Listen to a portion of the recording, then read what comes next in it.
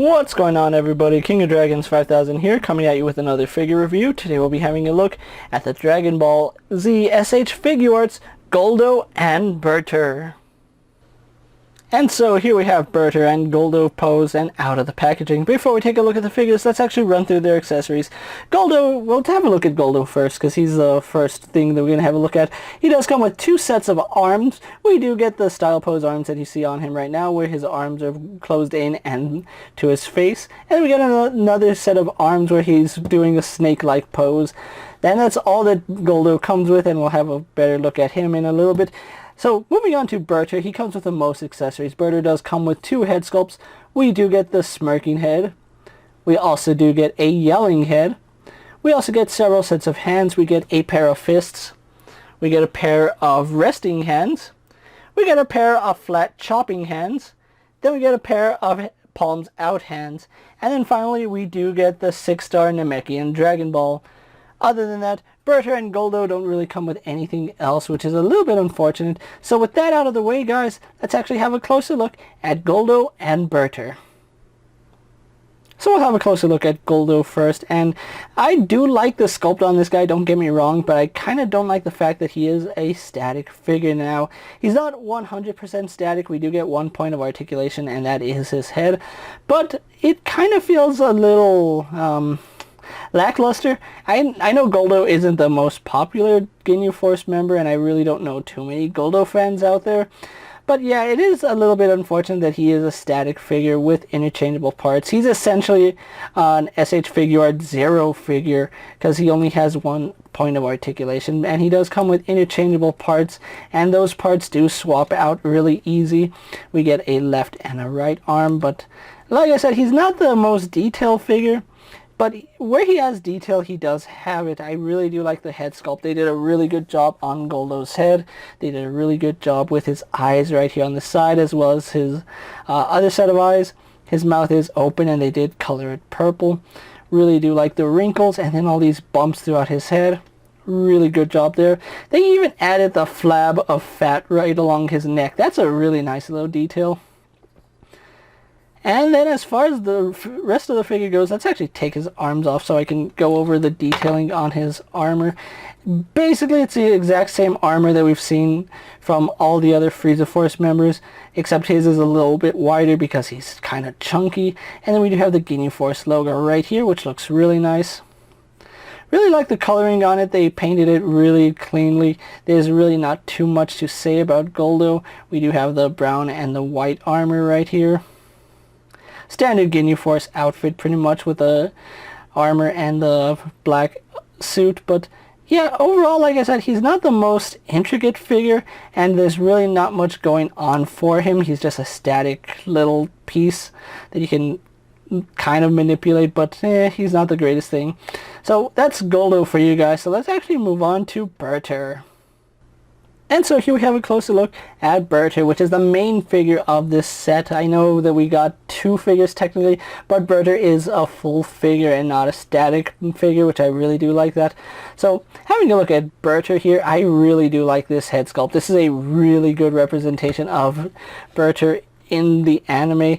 They're just getting better and better with their anime faces, and this is just one that was really simple, but could have been messed up really easily. Now, my one and only criticism is they should have added a darker wash right here on his cranium, because as you can see, even though it is sculpted nicely, some of the details do tend to get lost just because it's not painted, and from a distance you really can't see the texturing on his head, and even when I cast a shadow on it, it's kind of hard to see. But yeah, I would have loved to see just a darker color going along his head, because it would have brought out some of those details, and maybe some black right here in his ear. At least I hope that's his ear. I have no idea what that is. But overall, they did a fantastic job with Burter, especially his head. It's done really nicely. It's small like it should be, but it's not like overly small where it looks insignificantly hilarious. Really do like the fact that all the Ginyu Force, with the exception of Guldo, have a green scouter. But yeah, he just looks really, really nice, and I do like it. Now, there's a lot of detailing on Burter here. As you can see, they did add all these little lumps and I'm going to call them warts throughout his body, and it's really good. I do like the fact that for an alien, they did a fantastic job sculpting him, and I think he's the most alien looking out of the Ginyu Force next to Guldo, because Guldo's pretty alien looking as it is. At least he has 2 eyes and not 4. Looking at Burter, they did a really good job matching skin tones right here. This is painted, this is cast in blue. So really nice job here on Burter. Now, he does have the same armor as Captain Ginyu, where all the other members wear white. Him and Ginyu wear black, and you can see they did a really good job with the glossy black, and I really do like the fact that the emblem is painted on really cleanly. It's applied nicely. His armor, of course, is the same as all the other Ginyu Force armor, where it has these big shoulder pads. And I do like the fact that it's painted really cleanly.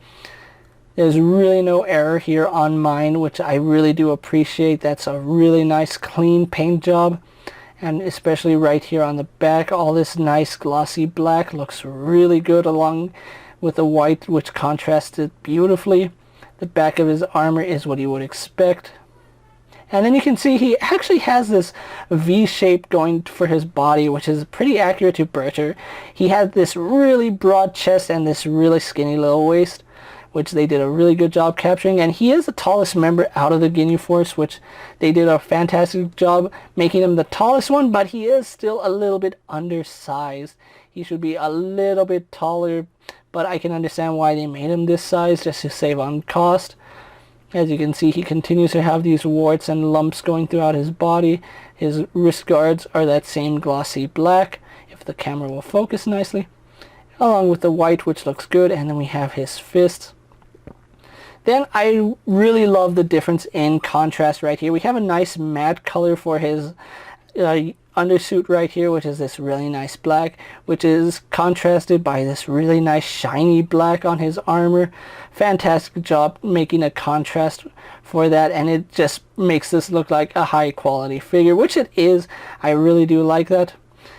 Love the definition here in his legs. They did a fantastic job giving him the definition as he should. And it does look like his calves are the wrong way, but no, that's the way they're supposed to be.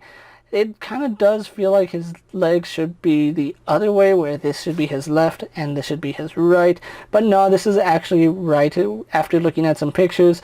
Yeah, the musculature on him is like this, so they actually got this right. So I really do like this. And then going on to his feet, he has the Frieza Force feet, which I think the Vegeta boots. I don't know if they're Frieza Force boots or Vegeta boots. I'm gonna go ahead and say they're Vegeta boots, because Vegeta made these kind of iconic, even though like he wasn't the first one to wear them. But overall, Burter here is a fantastic figure, and he looks really nice, especially posed next to the Ginyu Force. So yeah, we finally completed a team here for the bad guys, which I really do like. So anyway, that's Burter and Guldo for you guys. So what we're going to do now is actually get them compared to other figures you may have in your collection. And so here we have Burter and Guldo posed next to a Marvel Legends Cyclops and a DC Multiverse Superman. Here we have Burter and Guldo posed next to a WWE Elite Scale figure and a Mezco 1/12 Collective Popeye the Sailor Man. Here we do have Burter and Guldo posed next to a Lightning Collection White Ranger and a Star Wars Black Series Mandalorian. And finally, here we do have Burter and Guldo posed next to the rest of the SH Figuarts Ginyu Force members. So with the comparisons out of the way, let's actually move on to their articulation. Now we'll have a look at Guldo first, because he is this most simple. He only has head articulation. Now it's not just a simple rotation, he actually has a ball joint in the head. You can pop his head off, and you can see they actually gave him a green little neck. But besides that, up and down, side to side, tilt, and left and right, he really doesn't have any more articulation. So yeah, let's move Guldo off to the side so we can have a look at Burter's articulation. Now he does have the standard articulation when it comes to SH Figuarts Dragon Ball figures, with the exception of a few points. His head is not on that ball hinge that we've seen before. It's actually on a ball joint, which does only let him look up about that far. He can't really look down on that, but he can tilt his head slightly, and that's all the head tilt we get. We also do have left and right rotation. Now, he has a hinge in the neck, and that is really strange to me because we never see a hinge in the neck for Dragon Ball figures. If I can pull his head off, you can see he only has a straight hinge right here, which that's throwing me off a little bit because that's something we've never seen before, and it only helps with upwards movement, which is a little strange considering Burter is a character that is taller and he really needs to be able to look down. But for his poses, I guess looking up is quite necessary. He does have a ball joint here at the neck, so it does tilt side to side, goes down and up, although it doesn't really go back all that way. You're mainly going to be using the hinge to have him look up, so there is that. Now, unlike all the other Ginyu Force members, his shoulder pads are actually fixed to his body, so they only hinge up and down. They don't rotate, they don't pop off. So be careful when messing with the shoulder pads because these don't spin. Don't try to force them to spin because you might break it. But yeah, his shoulder pad only gets out of the way that way. Arm goes all the way out, as you can see. Really do like that. It is on a ball socket, so it does pivot up and down, forward and back. And then we do have a butterfly joint, which does let the arm come out. But like with all the other Ginyu Force members, this piece of his armor hinders outward movement. So once you get it out to here, you're kind of fighting that spike, and that's not ideal for articulation. They should have just rounded that off, to be quite honest.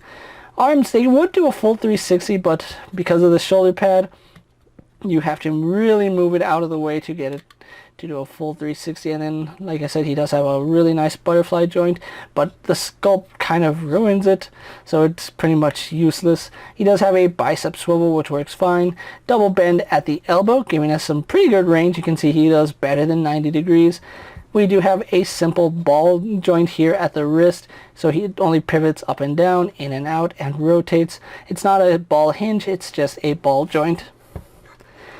In his torso, I want to say it's a ball joint because we do have some side-to-side pivot, some forward and back mobility. Now, he has some really good forward mobility, as you can see, going forward. Going back, it's not the best, and it does gap up a lot, but because his armor is black, you really don't see it too much.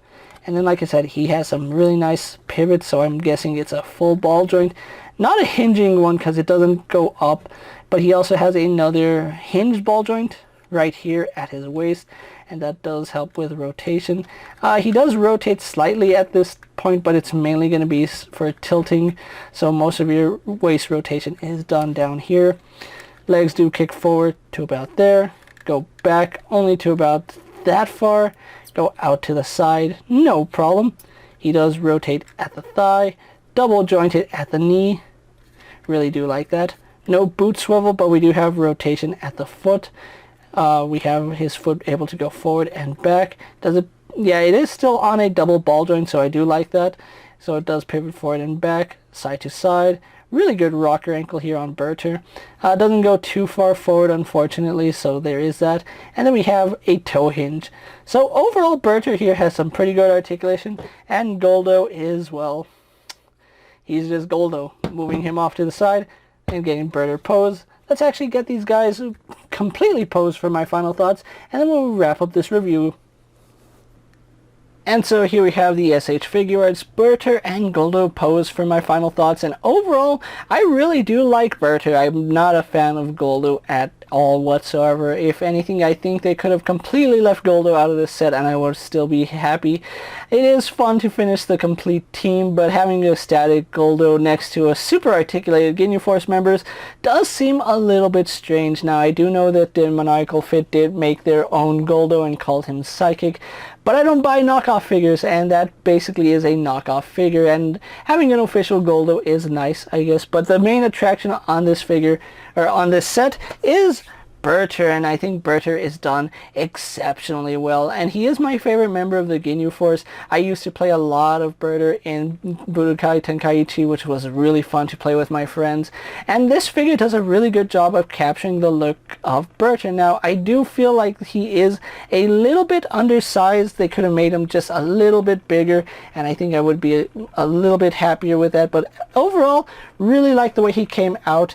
And Guldo here is a nice attachment, I guess. You can call him an attachment. And if you really want to use Burter in this pose, Guldo makes a really good stand for balance. So that's one good thing, I guess, that Guldo can be used as balance, because Burter here is pretty top heavy because of the way he's designed, with that really broad chest and tiny little waist. He is top heavy, and getting him in specific poses does require a flight stand or a stand of some kind, and like I said, Guldo here makes the perfect balancing stand, so I guess he is good for that. If you are looking for Burter and Guldo now, he is part of the P-Bandai exclusive series. So if you are looking for him, he pretty much sold out already. All the pre-orders closed, I think, back in March for this figure.